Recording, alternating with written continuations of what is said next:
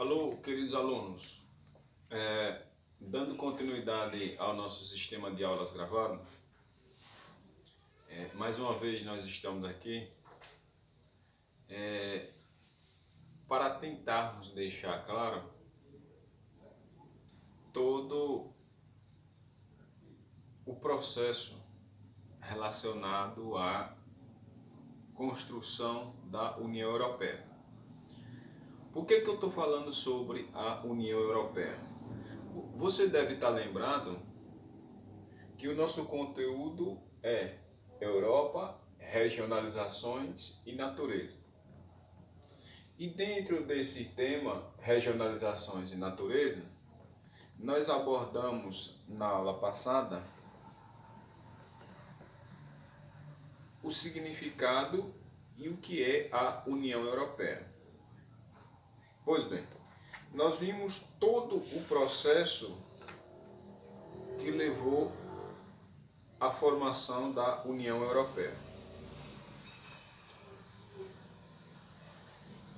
Logo, você que está chegando agora, assistindo a aula agora, deve pensar que a União Europeia é a união dos países que compõem a Europa. E você está certo. Só que para que essa união se efetive, é necessário romper com algumas barreiras culturais, sociais, políticas e econômicas.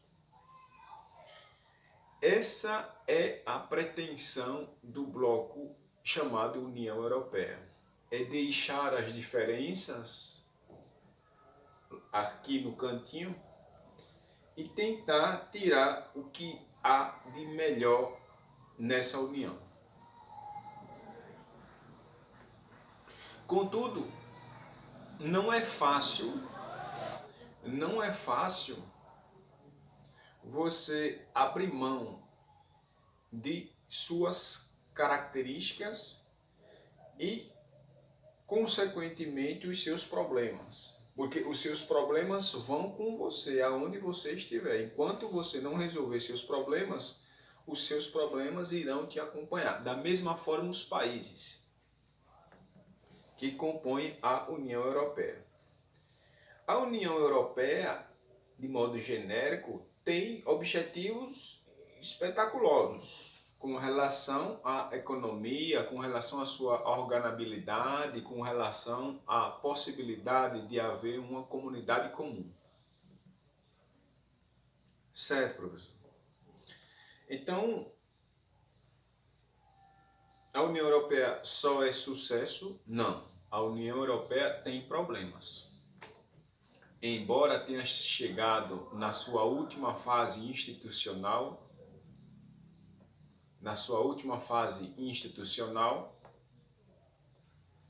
a União Europeia carrega desafios consigo. E quando eu digo que carrega desafios, eu estou me referindo ao fato de ela fazer algumas exigências, os países membros fazem exigências aos países que querem ingressar dentro do bloco econômico, e muitas das vezes essas exigências são duras, são severas com relação aos países que querem entrar. Como assim, professor? Eu não posso,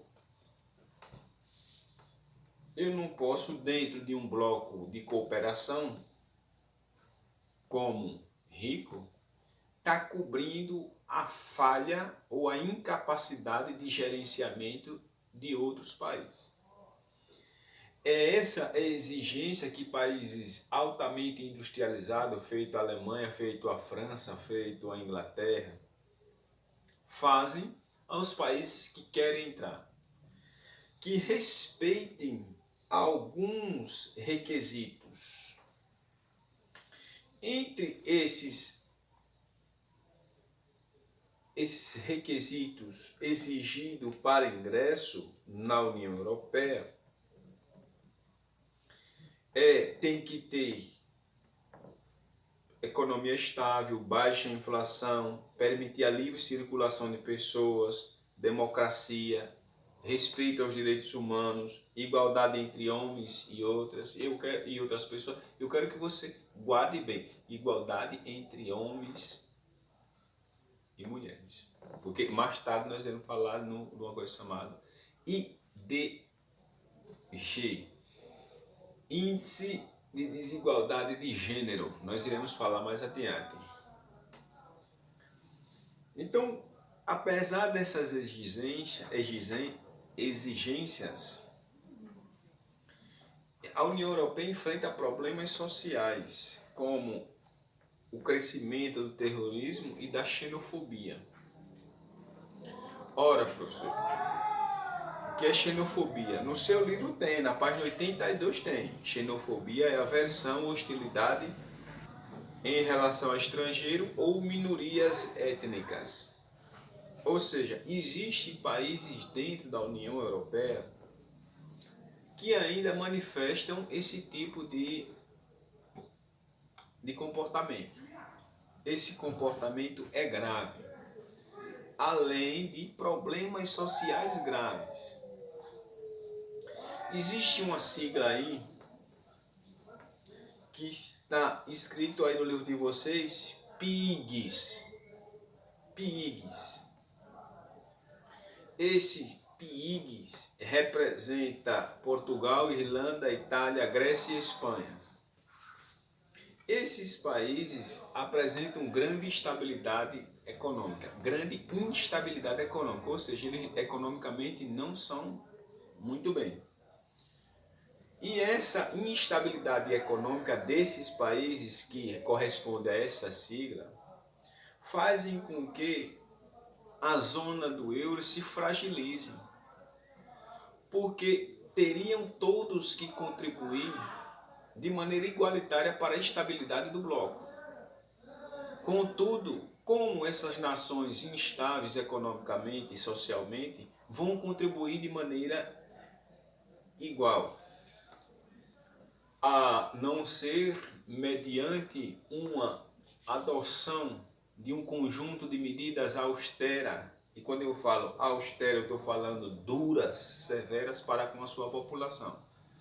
Mas isso acaba sendo desumano. Então, eu não sei se você está me acompanhando, aluninho do nono ano, mas nós estamos falando de um problema que vai acarretar em outros. Para quem está sendo forçado a adotar medidas que venham prejudicar a sua população, vão ter dificuldades internas para com a sua própria população. Por exemplo, países que tomam medidas econômicas duras, a população vai sofrer para obedecer os mandamentos do bloco. Então, cria-se aí esse problema interno. Contudo, eu tenho a pretensão de abordar dois temas hoje aqui, que são os desafios da União Europeia, que nós já falamos sobre ele, que é a possibilidade, ou tem como objetivo, superar todos esses obstáculos. E vou falar sobre um assunto que é atual, que é o Brexit. O que é o Brexit? Eu estou na página 83. Estou na página 83. Esse Brexit,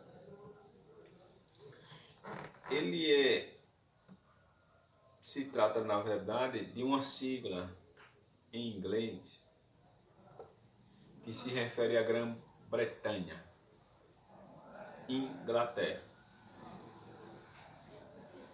Esse Brexit, essa sigla significa a sigla de um plebiscito,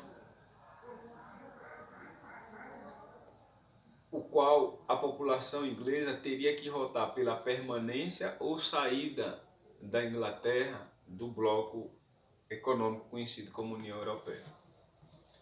Você diz, saída, professor? Sim, saída. Por quê? Porque a Inglaterra está se achando prejudicada. Está se achando prejudicada na condução da União Europeia. Porque, segundo ela estaria perdendo, porque estaria cobrindo o que os outros países com problemas não conseguiriam fazer a sua parte. Sem contar que o bloco propõe o livre trânsito de pessoas dentro dos países membros. Claro que eu estou me referindo somente aos europeus.